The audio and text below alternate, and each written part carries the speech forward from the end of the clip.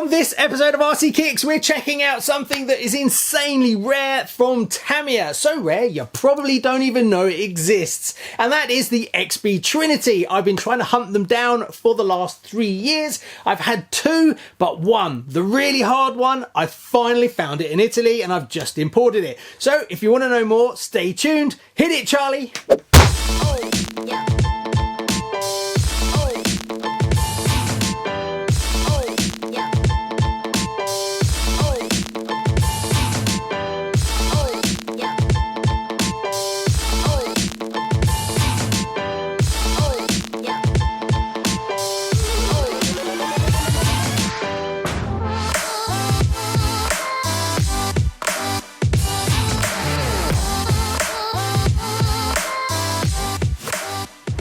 Now, before we kick off today's main subject of this video, some people have been asking for some updates on some projects. So I'm just going to cover one or two projects that are ongoing and where they currently are. The first one is the Blazing Blazer. Lots of you have been asking for an update and why you haven't seen it finished. You guys are quite demanding. I don't know how you think I get all this done in such a short period of time. So to give you an update, well, this is the Blazing Blazer that I built on the show. Since you last saw it, not a lot's changed apart from I added the optional shocks. I managed to get hold of a set and I fitted those off camera.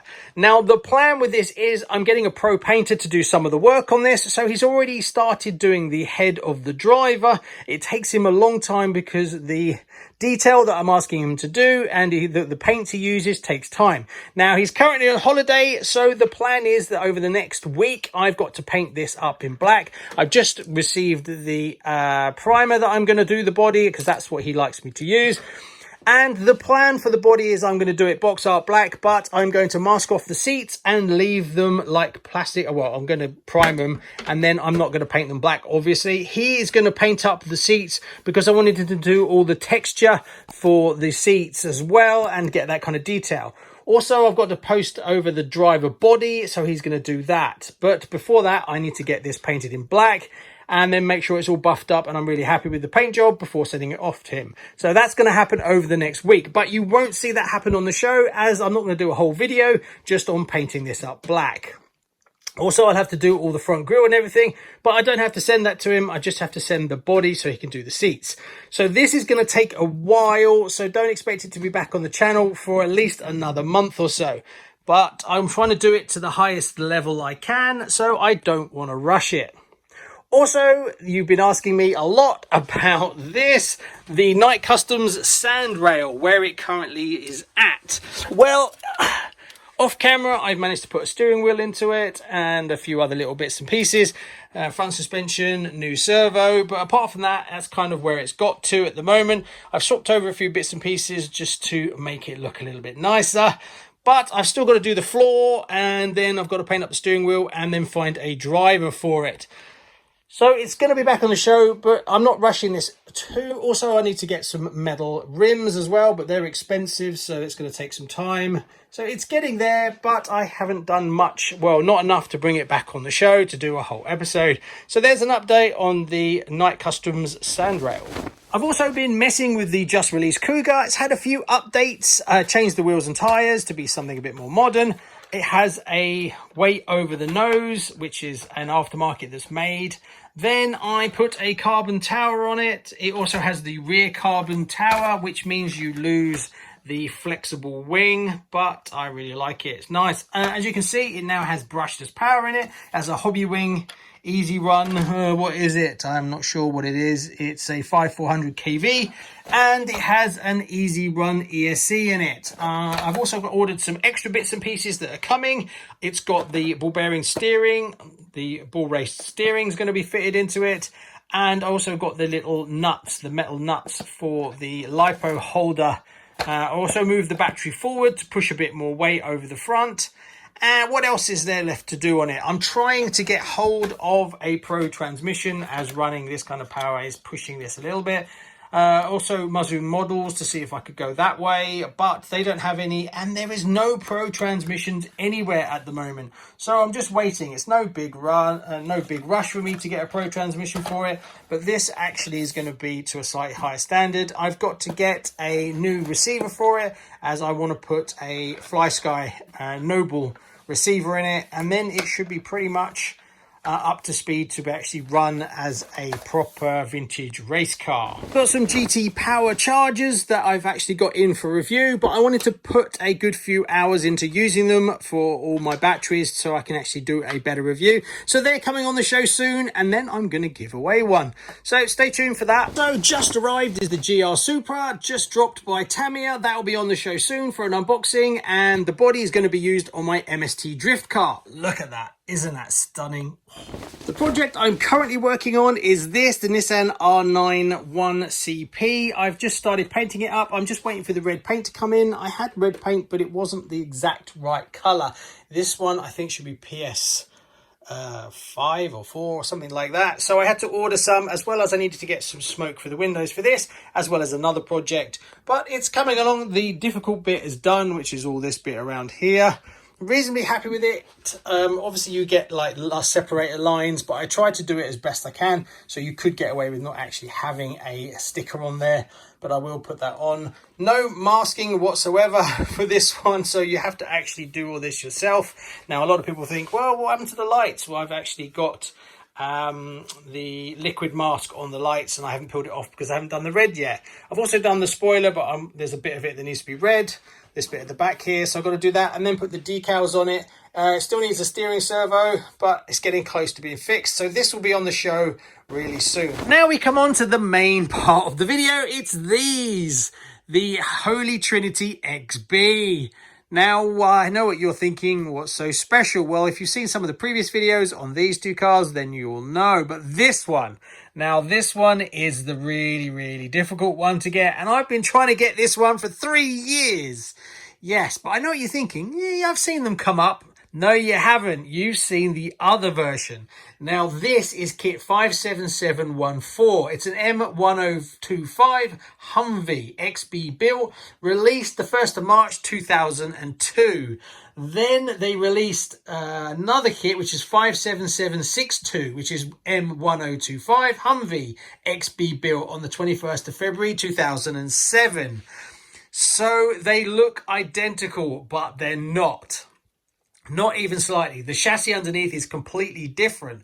So you probably would have seen these coming up quite recently, but that's not this one. When you lift up the underside, you can see it is actually a different chassis. What you will see on the more common version is basically this chassis, which looks like this. Sorry, I haven't restored this one yet, but yeah, you get the idea. So that's what makes this one so rare. It's the early one. There's also a full build kit that Tamiya did, which is kit 58154, and that's on a TA01, and that was released on the 15th of June 1995 to 1999. That is another one that's actually not easy to get hold of, but it is easier to find than this one. Now, I think the reason why this one is so difficult to get hold of is when these came out as XB kits, these two kind of made sense. The Neo Top Force looks very much like the Top Force. So it's a way of getting a Top Force without actually building it. Believe it or not, the bodies aren't identical. They are actually different. So Tamiya changed the Top Force Evo body. The front here is actually different. So you can't just take that body off and put it on that car and vice versa. It is very different. The thing that makes these very weird is there was no reason for Tamiya to do this sort of one-off chassis. It already had this chassis. So why did they do it? I honestly don't know, and I've never got to the bottom of it. So that kind of made sense when it came out, that someone to buy for someone who wanted something that looks like that but didn't want to build it, and also for someone younger, you could just get it and it looks cool. Also, the most famous one is the Supra Manta Ray. Now, everybody knows the Manta Ray, but the Supra Manta Ray is completely different. Again, it should have a chassis like this, but when you turn it over, it actually has this weird kooky chassis on it. So again, really rare. But these two kind of make sense, and they did come out. Now, you can pick these up now and again for quite low money, in the £100, because no one knows how rare they are. One of these sold not long ago for about £85. So if you see one of these come up, grab them, because they are so rare and you can get them really cheap. But this one makes no sense at all, because an XB kit is really going to be for someone who's not going to build a kit. And this kind of Humvee style kind of military vehicle is really only going to be attracted to someone who's actually going to build kits, like tanks and stuff like that. So this didn't sell very well. And I have only seen 2 of them in 3 years come up. One when I first started to look for one, when I actually realized what it is and the chassis that should be with it. And I missed that one, and it sold really cheap. And this one that came up last week, and this one was in Italy. Unfortunately, thanks to import duty and the seller wanting to sell this, it was very expensive. But it's in perfect condition. It is pretty much brand new. It also came with all the instructions still packaged with the stickers and the wing mirrors. So I have everything. It has been driven, but very lightly. Now, if you're trying to collect these, don't, because they're more trouble than they're worth. But also, a lot of them have lived very hard lives, especially these two, because they're like ready to run. So they've just been taken out and blasted around. Now, replacing the chassis is almost impossible. Now, you can change the arms. That's not much of a problem. The bumper, the front arms, the gearbox, all that kind of stuff shares exactly the same as the normal one. But if you need a battery clip, the battery clip is unique in this. Also, this bottom plate is unique as well. So if you want to get rid of any scratches like you see here, it's almost impossible without a new chassis. Now, believe it or not, I actually found one brand new chassis that's in my parts bin, and I can't find it for today's video. So getting replacement chassis for these, good luck. I only ever found one, and no idea why I actually found that one. And also, it was only the outside section, not this plate in the middle, which again I have never seen. So not the easiest to collect, and if you get one and it needs to be restored, good luck. That's also pretty impossible to do. One thing that makes this chassis a real oddball is you get this full dust cover that covers all the vintage electronics. Most of the time when you see these come up, they still have the correct electronics in them, which is really good. But what I don't understand about why they even bothered to do this was when you turn it over, it has a massive hole in the bottom. So all the dirt and debris flies up inside. So what was the thinking about having a massive hole in the bottom of the chassis and then going to all the trouble of putting a whole protective cover on it? So all the dirt flies up inside and then just collects inside. So I have no idea what Tamiya were thinking. If you know any more about these chassis, let me know, because they make no sense whatsoever. There's also this number on the side here, which is a little bit strange.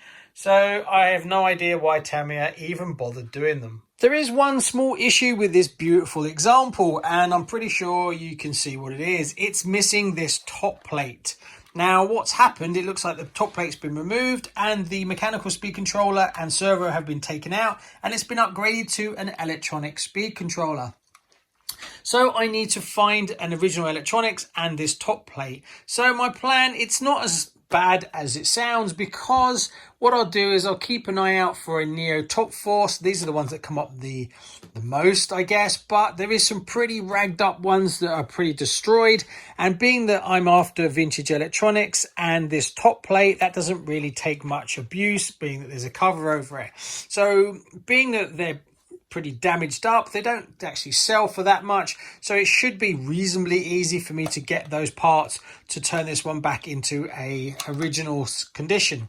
So that's the plan. So I've just got to keep hunting for a Neo Top Force. Also, something else very rare that I found, I must admit, getting a bit obsessed with these kind of cars because they're so oddball and they're so rare, but yet they kind of float under the radar and no one really knows about them. And that's I managed to find this completely randomly out of nowhere. Someone listed this. Now, this is a Neo Top Force body set. Now, oh my God, I mean, I didn't even know they actually did them, being their XB, and they just come out to actually produce something like this as a replacement for them. I've never seen any of the other ones come up, or I've never seen any others of this. This just popped up one day, so I grabbed it. I didn't pay a lot for it because, again, no one even knows about them. So these are pre-cut out. Now, whether I'll actually end up using this body or not, my Neo Torque Force is actually in really good condition. So it's just one for the collection, really. So there you go. That's a quick look at another car that I'm super chuffed to add to my collection. And what do you think? Comment below. Let me know. Did you know about these? Is this completely new to you? What do you think? Do you think I am bonkers for collecting such a strange set of cars? Thanks so much. See you on the next one. Bye-bye.